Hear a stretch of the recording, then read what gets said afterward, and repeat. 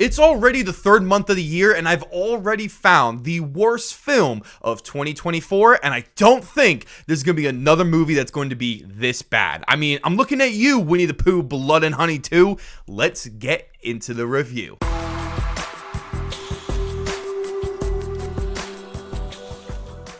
Welcome back, film fans. It is Brad from Let's Be Real with Brad. I talk about movies, TV shows, and other movie-related content. So if that sounds super awesome, then be sure to hit that subscribe button, leave a like as usual, and ring that notification bell so I can see you all in a new video. DreamWorks is back with a brand new animated film that is releasing on Peacock this past weekend, and it is a sequel to 2010's Megamind, and it is produced by DreamWorks Television Animation, who also produced the television show that released on the same day as the film on Peacock. And I think that's all you need to know about this film, because this isn't a part of the DreamWorks animation that you would think of the first film, or like How to Train Your Dragon, Shrek, or any other good movie when you think of DreamWorks. This is DreamWorks Television Animation, or DreamWorks Animation Television, whatever it's called.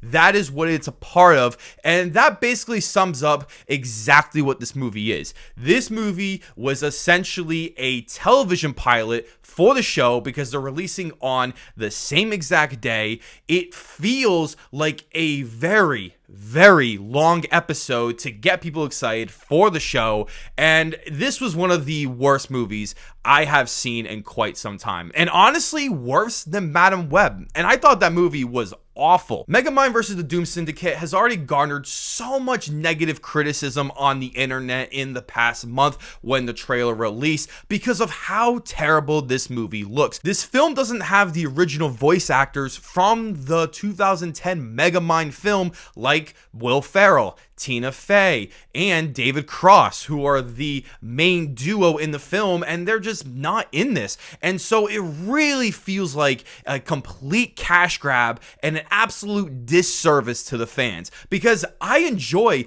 the original Megamind film. I grew up watching that movie. I was a really young kid when that movie came out, and so seeing this now 14 years later, this is an absolute travesty. So let's just dive right into it, and I have pretty much all negatives with this film, and I first got to start with the animation, because this is the biggest criticism I have seen with this film, and rightfully so. The animation is so awful. It's so bad that it just looks unfinished in every single scene, especially one scene where Megamind is making toast or something, and a piece of bread falls on his face with jelly, and then the bread falls off his face, and then there's just jelly, and it just is all solid, and he swipes off his face, and like there's just no jelly residue left on his face. It just slides right off, and it just looks so horrible that it was honestly hilarious watching. There's a few hilarious videos out there that actually made the trailer, but it's just all the animation errors, and it really showcases how awful the animation is. It's so distracting to watch that when I watched it with my students in school, they just could not stop noticing how bad the animation was, and if they can notice it, then I think anybody else can, and it is just really terrible, especially the new villain characters called the Doom Syndicate, and the character designs for these characters are so generic and dumb, and they just look so poorly put together that I can't believe that this was actually greenlit. Like, it looks like the most generic villains that you could possibly think of, and they just put into this TV movie like this. The voice acting in this film is just complete utter trash. I don't want to blame any of the voice actors in this film, because I definitely believe the direction behind it is what makes it so bad, because every single voice acting performance in this film is literally trash. I could not stand listening to any of these characters, and I get a part of it is because I'm not listening to the original voice actors play these very iconic characters, but it happens all the time, you know, even Mickey Mouse, Bugs Bunny, these actors do eventually change and they can still sound the part, and you can notice it a little bit if you're a really big fan. But when it comes to this, I mean, this is just so bad and so horrible to listen to, and it just comes down to the horrible direction that this film has. This features some of the worst and most boring and lazy shot selections I have seen in any film, where most of it just feels like you're watching a stage play where all the characters are just all lined up in front, and there's no really cool like angle shots or close shots. It's all these just really boring wide shots that it just looks like they didn't even bother to try to get creative with it. It was just like, all right, let's put all these characters into one frame and they're just gonna walk around and do things all in one frame, because, you know, that would require a lot more work to do. This is one of the most boring looking animated films I have ever seen. There is no love or passion that went into this film. It just feels like a complete cash grab that's trying to bank on another DreamWorks IP, because there are people like me that are like, man, I would love to have a Megamind sequel, and then we get one and now it's just complete utter trash, and now I don't want another sequel from DreamWorks Television Animation, because, well, if they're gonna keep putting crap out like this, I really don't want it. This movie clocks in around an hour and 20 minutes, and let me tell you, it is the longest hour and 20 minutes of my life. This movie is so boring, and I'm not exaggerating when I say that this movie's boring, because there is really nothing going on in this film. There is a ton of different subplots in this film that don't actually matter, especially this little girl who shows up as this social media influencer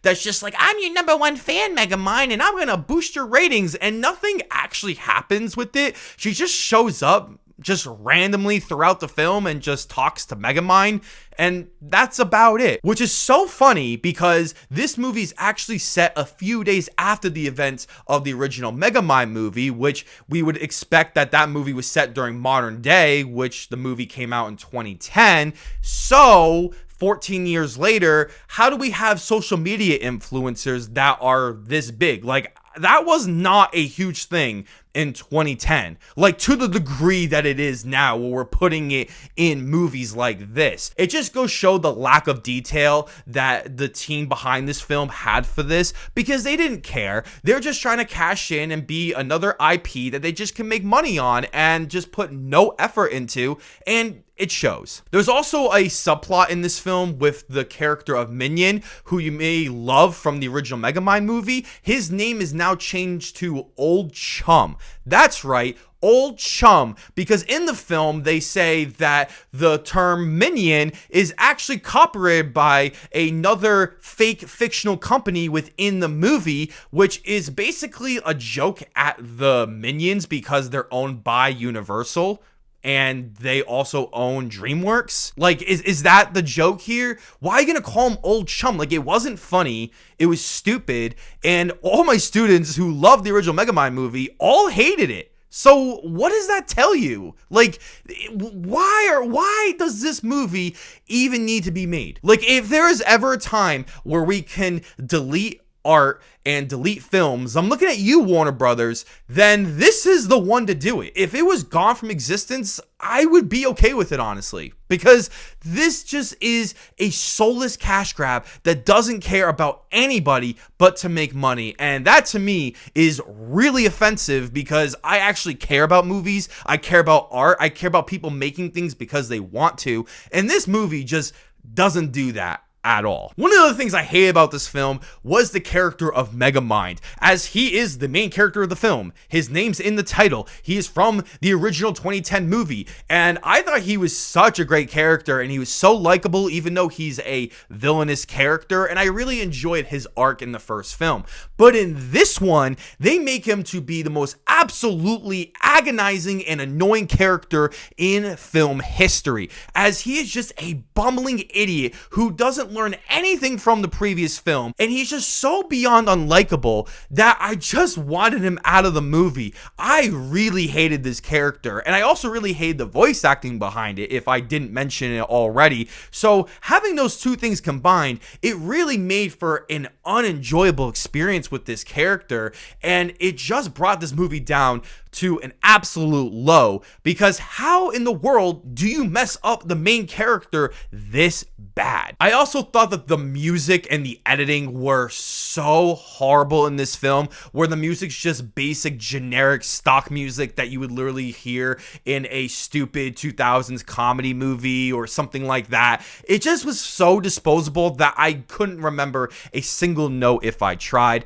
The editing for this film is horrible, as there are so many shots that are just cut together very lazily and just thrown together to make a movie, and it just shows, and it proves my point once again, which is something you wouldn't normally see for an animated film because they make it all through a computer, so it would be really easy to edit it. But somehow, some way, they found a way to be this bad, and I was just astonished watching this film. I know a lot of you out there are probably thinking, oh, you're just trying to join the bandwagon of people hating this movie and has a 0% Rotten Tomatoes and yada yada yada, but I actually sat through and watched this movie on opening day. I tried to be honest as possible, and I genuinely can't see a positive for this film. It is just so boring and uninteresting, and with horrible jokes that none of my students even laughed at. And they're kids, so like you would think they would laugh at the dumbest jokes,